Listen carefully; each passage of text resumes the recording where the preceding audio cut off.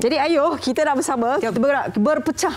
Berpecah. Silakan Fariha. Kita nak bersama dengan individu-individu yang kita bawakan. Assalamualaikum, selamat pagi. Waalaikumsalam. Wah, segak busana dan tanjaknya. Kita perkenalkan terlebih dahulu bersama dengan Fariha di sini. Mustanir Rahimi Nazmi. Ya, saya.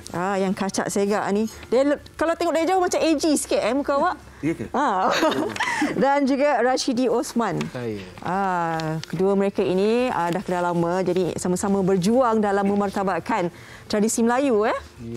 Bukan saja busana tetapi ini antara aksesoris yang turut diketengahkan untuk dibawakan kepada generasi baru ini untuk memahami lebih mendalam berkenaan dengan aksesoris tradisi Melayu. Bersama Sofia, siapa Sofia? Dan saya juga bersama antara mereka menunjukkan kita antara demo untuk membuat tanjak ini. Kita bersama dengan Puan Yukabid Nabilah Cik dan juga Encik Saiful Adli Ahmad Suhaimi. Tapi kita mulakan perbincangan kita di sebelah sana dulu bersama dengan Fariha.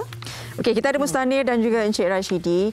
Saya nak tanya soalan dulu pada Encik Rashidi. Kita tahu tanjak, tengkolok, destar, adakah itu sama maksudnya ataupun berbeza? Okey, soalan yang menarik sebenarnya. Okey, soalan ni pun selalu ditanyakan pada kami lah. Okey, kalau kita boleh bercerita tentang perbezaan ni melalui beberapa konteks lah. Okay, yang pertama saya boleh bagi dalam bentuk konteks dalam seni warisan, di mana destar, tengkolok dan juga tanjak. Okay, kalau dalam teknikalnya dalam warisan, destar tu ialah apa-apa sahaja hiasan di kepala. Maksudnya tanjak, tengkolok, semutar yang dipakai di kepala sebagai hiasan dipanggil sebagai destar lah. Bawah destar, macam kalau kita buat graf carta tu, okay, kita ada tengkolok. Okay, tengkolok ni dia ada sifat dia, okay, tapi dia lebih bebas dan dia boleh dipakai oleh lelaki dan juga perempuan. Okay, dan di bawahnya ialah tanjak. Okay, tanjak ni dia lebih spesifik. Maksudnya dia mesti ada ikatan dia mesti ada bentuknya dan dia mengikut dia ada disiplin. Betul. Tapi kalau kita sebut pula dari segi istilah ataupun segi bahasa, macam pemahaman saya sendiri, bacaan saya sendiri dan juga saya berguru dengan Cik Saiful Adli, dia ni lebih kepada gelaran setempat. Maksudnya, okey, contoh saya bagi, kalau di Negeri Sembilan, pakaian di kepala yang macam saya pakai sekarang ni, mereka mungkin akan panggil destar ataupun tengkolok. Tapi kalau dekat negeri lain pula panggilannya. Dia jadi macam gitulah. Jadi maksudnya perbezaan tu dari dua konteks tadilah. Satu daripada maksudnya dari sudut teknikal, maksudnya dia bahagikan ni macam ni, dari satu panggilan. Sebab kalau kita tengok pun setiap negeri tu pun bukannya tanjak aje. Kalau benda lain pun kita selalunya nama dia berlain kan. Bendanya sama tapi orang Kedah panggil lain. Tengok lokaliti lah. Macam slipper kan. Orang Kedah panggil kasut. Kan? Takkan kita nak cakap salah pula. Macam gitulah. Baik, Mustanir. Mungkin kita nak tahu juga sebenarnya orang dulu ni dia pakai tanjak ni, tengkolok dan sebagainya ni sebagai untuk apa sebenarnya? Adakah aksesoris semata? Okey, dia sebenarnya dia bukannya dia kalau bahasa kita sekarang ni dia hiasan kepala jugalah, tapi sebenarnya lebih kepada pengenalan diri. Pengenalan diri. So kalau jadi macam macam yang saya pakai sekarang ni, nama dia Gajah Gemulung. Dia Gajah Gemulung. Gajah Gemulung. So jadi dia macam kalau orang dulu-dulu tengok, dia akan tengok, oh ini Laksmana lah selalu pakailah. Macam yang Rashidi pakai ni? Sama. Kebetulan namanya Gajah Gemulung juga. Gajah Gemulung. Jadi semua Laksmana lah ni. Kita bawa dia punya semangat tu. Baik. Ini itu baru satu kita tahu gajah apa? Gajah Gemulung. Gajah Gemulung. Sofia, mungkin kita nak tahu lebih banyak lagi kan? Bersama dengan individu yang lebih mengerti sebenarnya. Betul. Bersama saya kan Cik Saiful Adli dan juga Puan Nabilah. Apa antara tanjak atau tengkolok yang paling orang kata complicated, paling susah untuk dibuat? Okey. Untuk saya personally lah. Bila lipatan dia tu yang agak kompleks, maksud dia daripada segi tanjak yang warisan yang dulu-dulu, zaman Kesultanan Melayu Melaka yang banyak yang kita tak dapat sebenarnya, gambar dia pun tak ada apa. Okey. Jadi macam Gajah Gemulung ni diilhamkan daripada kita tengok daripada hikayat Hang Tuah dengan Saitul Salatin ada mengatakan pasal gajah gemulung ni dipakai oleh Datuk Laksmana Hang Tuah. Jadi kita ilhamkan pasal kalau ikutkan gambar sebenar pun kita tak ada kan. Datuk Laksmana pakai bentuk yang macam ni, cuma kita ilhamkan macam tu. Jadi yang tu yang agak jadi complicated lah. Kita kata kalau macam yang kita tengok tuanku dalam Malaysia pakai, jadi kita ada gambaran dia, lepas tu ada individu-individu yang masih menakuk tanjak di istana.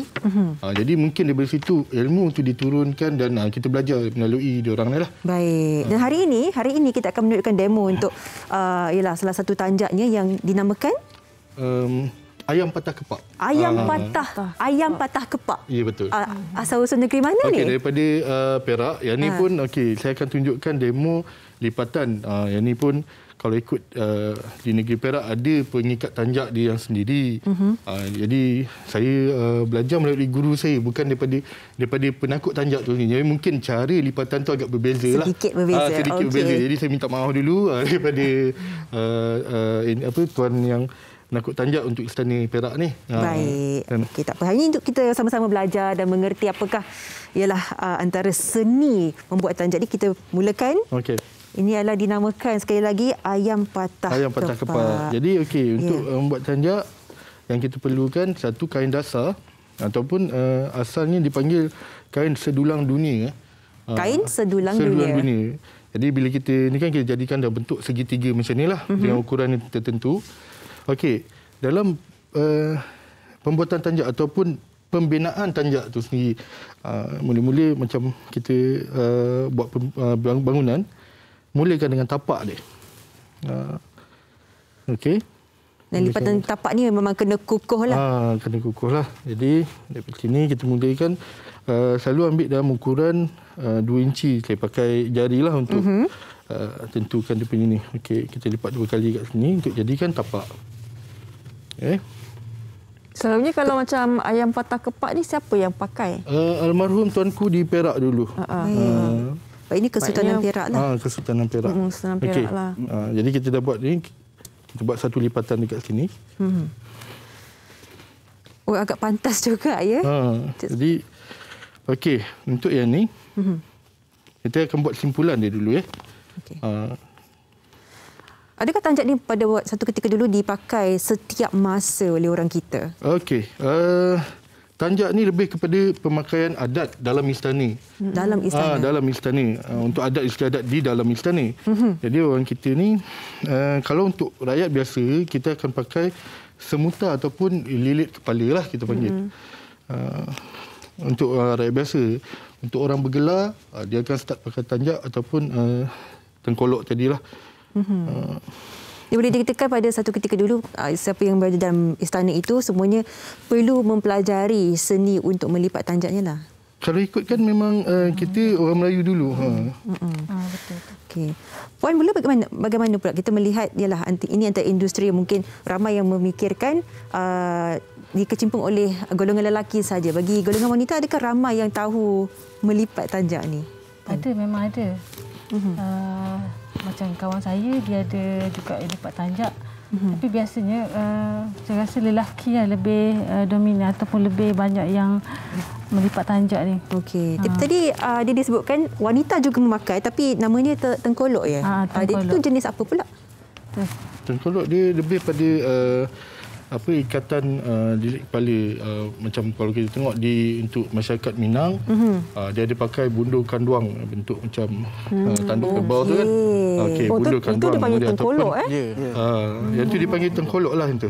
Yang tu bundur kanduang kalau ikut maksud daripada Minang tu ibu kandung. Ibu kandung. Dalam masa Minangnya. Dalam masa Minangnya tu diterjemahkan kepada bahasa Melayu kita lah. Panggil ibu kandung. Jadi yang tu salah satu contoh tengkolok. Macam kita tengok dia setengah sawah kan dulu diikat di belah utara lah selalunya. Diikat di kepala dia. Yang tu salah satu tengkolok. Itu salah satu juga. Okey. So yang ni dia ayam patah kepak. Ni dah sempurna ya? Dah sempurna. Ayam patah kepak. Boleh kau nak cuba pakai pun boleh. Boleh ke saya pakai ni?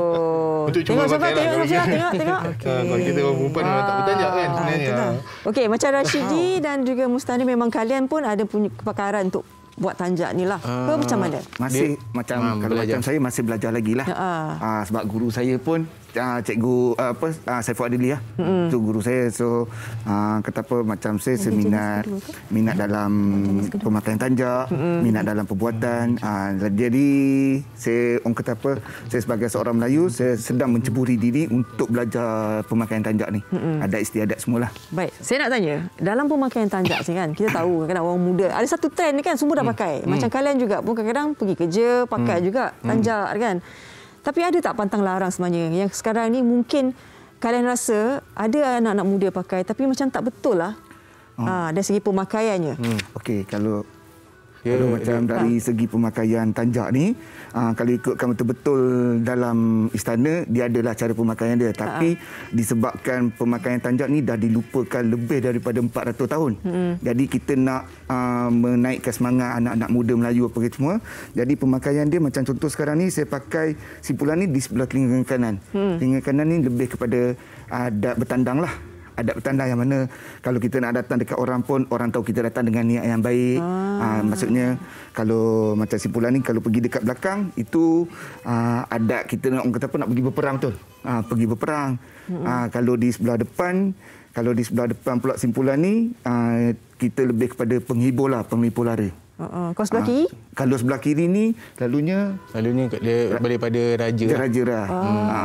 Raja tu pun kalau kita kira kenapa perlu beza dengan kita. Itulah yang orang masyarakat Melayu ni dia ada falsafah. Setiap tu, benda tu ada maksud. Ada penceritaan dia. Dia bukan sahaja dibuat. Yang tu yang menarik sebenarnya. Yang tu sebenarnya sepatutnya kita korek, kita kaji dan juga yang mana kita boleh amalkan, kita cuba amalkanlah.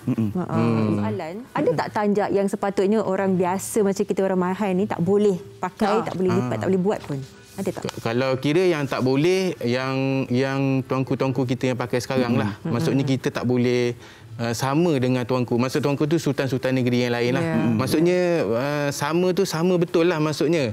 Kalau setakat daripada rupanya, insya-Allah boleh pakailah. Dan juga macam kita matchingkan tu pun kita kena tengok jugalah. Matching tu maksudnya beradab tu tadi. Bila kita pakai bertanjak, maaf cakaplah jangan berseluar pendek, jangan pakai seluar koyak-koyak. Itu yang kita kata, Sofia, adab boleh membentuk. Sebenarnya kita boleh tahu adab, kita boleh bentuk akhlak. Mungkin boleh tanya berkenaan dengan kaitan tu. Adakah betul lah orang kata ni bila kita memakai tanjak ni, kita pada masa yang sama secara automatik ni kita memperbetulkan akhlak kita dan adab kita. Betul. Ya? Okey.